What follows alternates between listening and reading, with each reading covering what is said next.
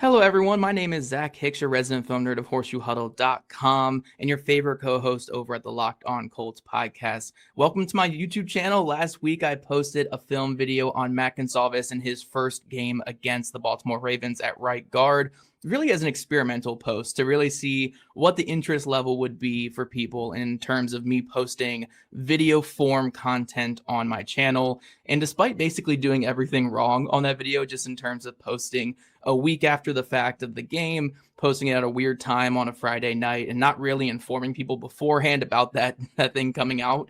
I think it did really well. It did much better than I expected to do on my personal channel, and I've seen the subscriber count go up by like 100. I've seen the interest from people, the comments. You guys have been awesome. So I'm happy to announce that I'm going to try to do 2 of these videos every single week on the channel. One of them will be on Matt Gonsalves and or Tanner Bortolini, just because I love offensive line play. I love these 2 young players, and I'm excited about them starting this year.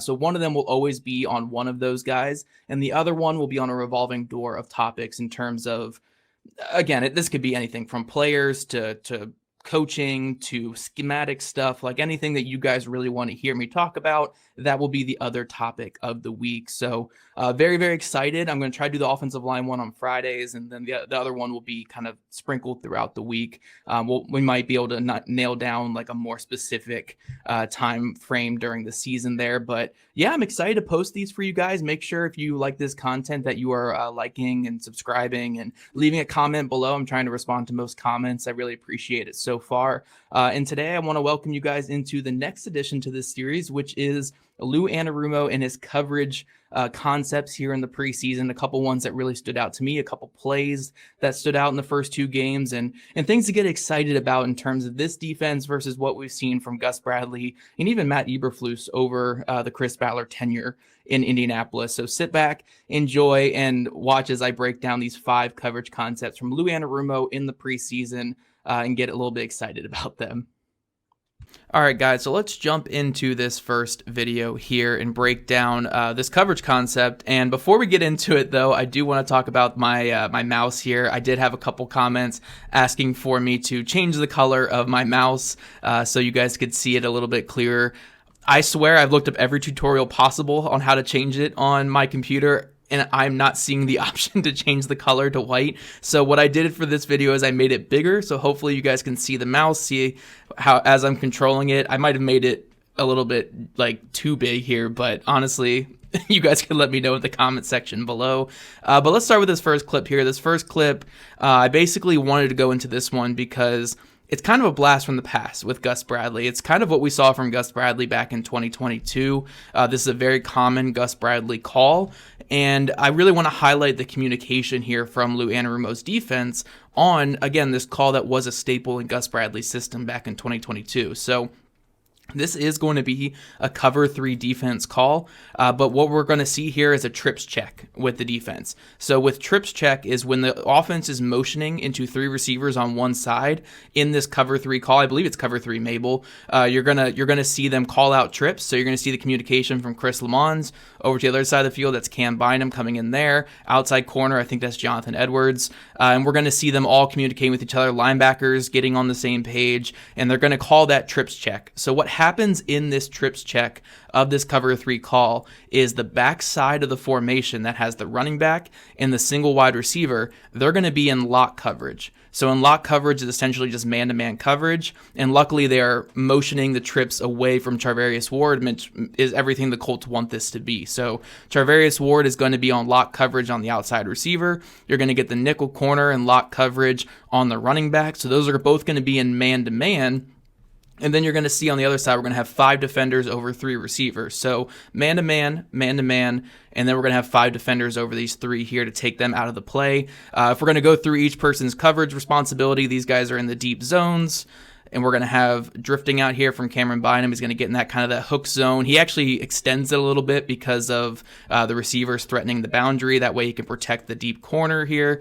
So does a really good job of extending that. This linebacker is getting in pretty aggressive here, middle zone, because he knows Joe Bocci is going to be eyeing that over route. So if you look at Joe Bocci here, he's flipping his hips. He's ignoring this backside with the lock coverage because, again, these two in lock are on an island. So Bocci, his role here is to get his hips sideways and watch any route that's coming over the top with a crosser or a post route, and he's going to flow underneath it.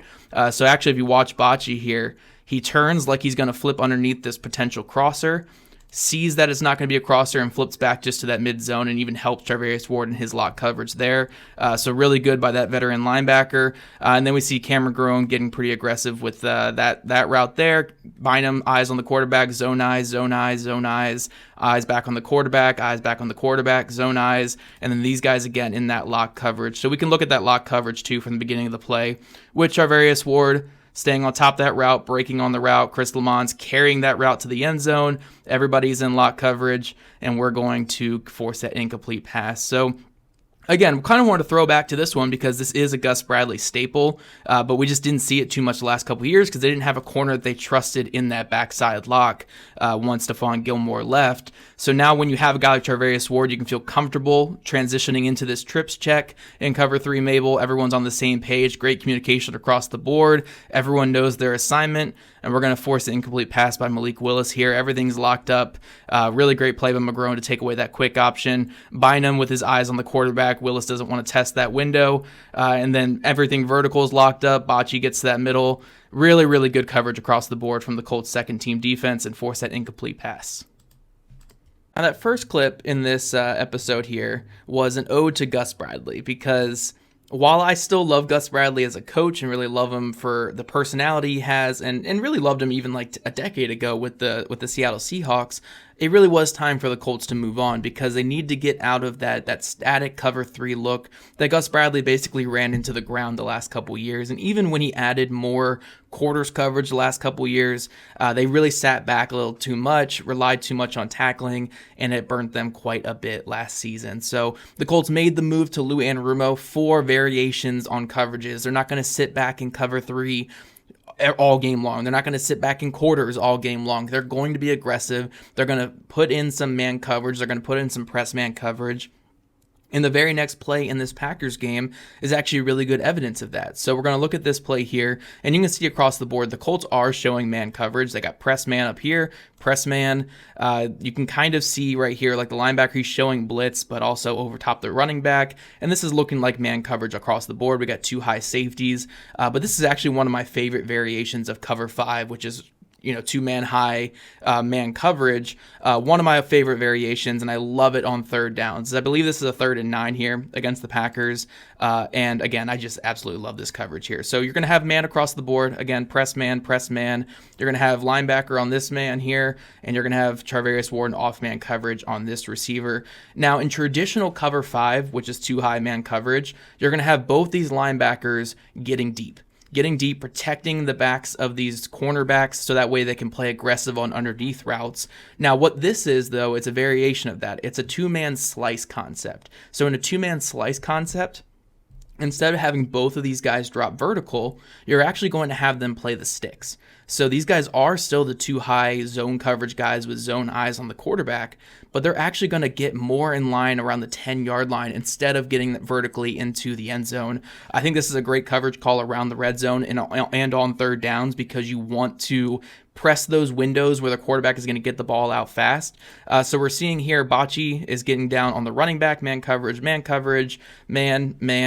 everyone across the board. But again, both these safeties are breaking on in-breaking routes. So we got down here, he's coming down, reading the potential in-breaker here, getting down in this window. And even though it doesn't really affect this overall play call because the Packers are more so just going for a slot fade over the top to McCole Hardman, I still like the idea and the concept here on this 3rd and 9 play to get them playing the sticks, playing aggressive on those in-breakers, and then trusting your slot corner where, look, your slot corner knows he has help to the inside. Honestly, I'd rather have Lamons play a little bit more outside leverage here to stay on top of it. But even then, he does get the receiver to break a little bit vertical there, stays on top of it, and is able to make a play on the ball. So I think Lamons could have been a little bit better with this technique because he could have known where his help was to the inside, and he could have covered more for the slot fade.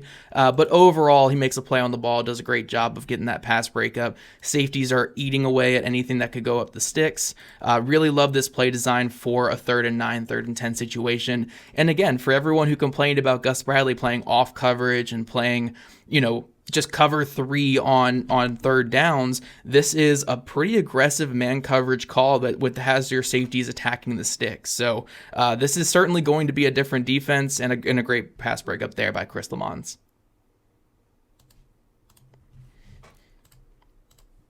All right, guys, so diving into this third clip, and we see how the Colts are aligned in what looks to be a single high safety look pre-snap.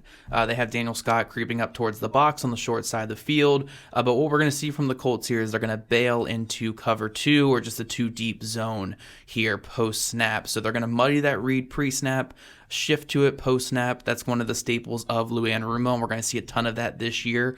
So if you look at these two safeties, they're playing half fields here, Scott over the top here, and we're going to have Ronnie Thomas over the stronger side here as the free safety. But this is actually a perfect example of a play call just timed up perfectly with what the offense is doing, because I'm assuming that Anarumo didn't do advanced scouting for the Packers' third string offense. So there's no way that they knew this concept was coming here, but it just ended up being perfect according to the alignment here. So with the Packers in this stacked alignment to the short side, they're going to try to do a quick hitter to that side of the field. And what the Colts ultimately do is they drop this defensive end into one of the flat zones here, and they bring the nickel corner on a fire zone blitz, leading to a 4-man rush. We get a little bit of stunt inside here. And because they drop that defensive end into the window, this short side stuff is completely bottled up. These guys do not get good spacing whatsoever. Darrell and Chami's able to get in that window and just make that a nothing burger there. You just can't target that side of the field because of that perfect zone drop. And then by the time the quarterback tries to get back to the other side of the field, the nickel blitz is already getting home after beating the running back here. So, Anarumo's brought a little bit of pressure this preseason. I could have highlighted some of his all-out blitzes, but I really like the look of this one just because, one, dropping one guy off the line and bringing a blitz from the backside while doing a little stunt on here is just a creative way to create some pressure. But also it just was timed up so perfectly with exactly what the offense was doing that I really wanted to highlight it here. So fun little play, nothing too crazy overall, just a cover 2 look in general, but a little bit unique because you're bringing that corner blitz and you're letting defensive end get into coverage. Imagine Kenny Moore here getting a couple sacks this season would be pretty fantastic to see. We've got to get Kenny Moore back on the field this season. All right, now we're heading back to the Baltimore Ravens game to talk about a couple clips here just to round out this episode of the film room. And I really wanted to talk about this play because this is one of my favorite plays to show off the communication and just the ability to change on this defense here. So if you look at what the Colts are doing pre-snap on this play, it looks like they're doing a single high. They might bail into more of a quarters look, but it looks like single high pre-snap. You can maybe talk about 2 high there, but it looks single high pre-snap. And when we see the motion here from the Ravens offense, we're going to get a quick check from Hunter Wohler. It hurts still to say Hunter Wohler because we've got the news that he is on IR for the whole season, but a quick check from Hunter Wohler. And what we're going to get here is they're going to motion into a quarters look. Now, this quarters look is a little bit unique. And I don't know if it's because the motion probably does help because they are getting more of a bunch look. And I'm assuming that's what Wohler is calling here. They're going to go into what is called a box check. So a box check in quarters is you're going to have 4 defenders on one side and 3 defenders on the other. So it's going to be 4 over 3, and then we're going to have 3 over 2. So these 4 defenders are going to form a box against these 3 pass catching options. And what they're going to basically do is play high and low. So these 2 defenders are going to get the low routes. If a low route breaks out, this guy matches that route. If a low route breaks in, we're going to have this guy match that inside route. And then these guys are going to get over top, and the same rules apply left and right, essentially. These guys are essentially going to triangle these back too, and it's mostly going to be more of like a match between these 2 with this linebacker helping on that side of the field. But that's how this is going to break down. These 4 over these 3, and that's where the main read is here for the quarterback. So if you look at as the snap happens here, you see that box being formed between the 2 of them. Deep safety has zone eyes on the quarterback. He's feeling any routes that come to his zone. Sam Womack is getting eyes on this receiver. And if that receiver is going to break out like he does, stays on that outside leverage and stays on top of it. If we see here from the bottom routes, we get, is this Cam McGrone? Yeah, Cam McGrone is going to get physical with this little zone route here. Get physical with that, disrupt the timing so the safety can come over the top. And then we're going to see Hunter Wohler here take the out from the running back coming out of the backfield. So again, we're getting the left and right rules from these guys, making sure they're staying on top of their routes, and they are just locking up that three-man concept to that side of the field, forcing the quarterback to come back to the two-man here. So when the quarterback does come back to the two-man, we're going to have this corner leading the receiver back to the middle.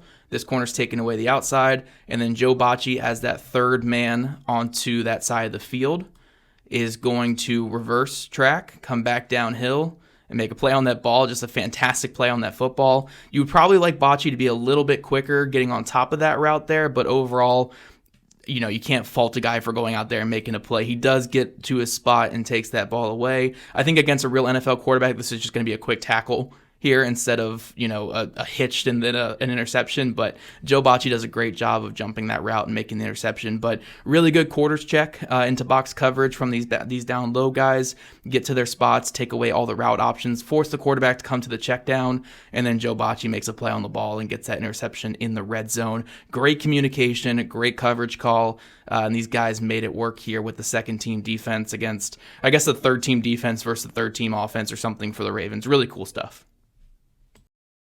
All right, guys, and the final play I want to highlight today before we get out of here, finish talking about Louis Anarumo, is a cover one call from the first preseason game against the Baltimore Ravens. Now, again, if you look at what the Colts are doing pre-snap, it looks like it's going to be a too high look. Both safeties prepared to take half the field, with Trey Washington over top the trip side and Daniel Scott over top the two side here with the running back and the receiver. But what you'll see from the Colts is they motion down into cover one robber, man coverage across the board, get that safety robbing over the middle, and you get the free safety over the top here. And honestly, I love just all kinds of cover one robber, cover one rat in the hole. I love these types of calls so much because, again, it's just more bodies to the middle of the field here, and it helps protect your slot corner against two-way goes. The toughest part about being in man coverage as this slot corner is you get the pressure of a two-way go where this receiver can go either way, and you can kind of be left on an island from the slot.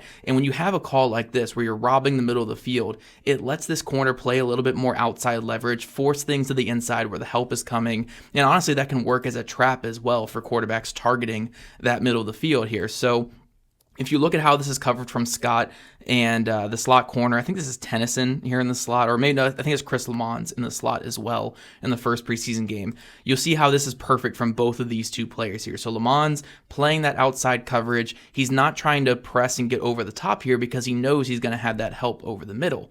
So he's just going to stay on that outside there. He's going to stay right on that outside hip. Daniel Scott has eyes on that player, not zone eyes. He has man eyes coming down, getting right in front of that spot there, and then he's going to shift more back to zone eyes once he gets to that spot. But really good job to take that away from Daniel Scott. You'll see the outside corners, even though they're in off coverage, they are protecting against the deep route, opening up and running down the field, getting into that position there, have the underthrow, and it's all good to go on the outside. I would like to see a little bit better recognition from this free safety, watching the eyes of the quarterback and getting over top that route. But again, we're not talking about starters here. We're talking about guys who are at the bottom of the roster, usually fighting for special teams. But overall, just a really fun coverage play here. I just love me some cover one. I love that robber concept from the safety. And again, what we saw with the Colts last year is when they got into third and fourth downs and offenses had to have first downs, they like to attack that middle of the field in that Colts cover three or quarters concept and really exploit these linebackers in the middle of the field. So when you mix in calls like this or the slice concept we mentioned earlier in man coverage, where you're having man coverage across the board so everyone's accounted for, and then having people try to take away that middle of the field over the top, it just makes things so much more difficult, forces quarterbacks to attack the boundaries more, which are difficult throws, and you'll get more underthrows throws like this. I know it's a bottom of the roster quarterback, but this concept even works against NFL quarterbacks as well. If you can force a harder throw, it makes life easier for you as a defense. And I think calls like this are just one way to do that there. So again, more man coverage from Louis Anarumo, something we haven't seen under Gus Bradley. And I think we're going to see a lot of this coming up this upcoming season. So really fun stuff. I love the man coverage calls. I love the diversity of coverage. And I think we're going to see a lot of it this year.